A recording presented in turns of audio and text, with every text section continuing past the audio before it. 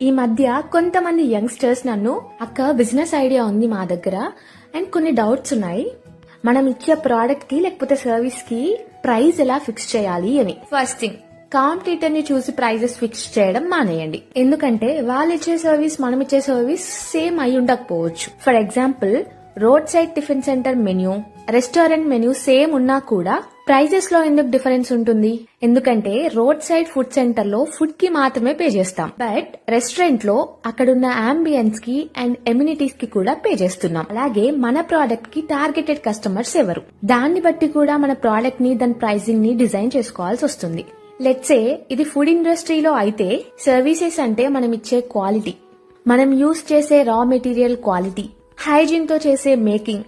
మనం ఏదో ప్రైజింగ్ తగ్గించాలని క్వాలిటీగా చేయకపోయినా there is no purpose in that. Final గా ఒక మాట, కూడా డబ్బు ఇంపార్టెంటే, కానీ ట్రస్ట్ తో ఇన్ని ఆర్డర్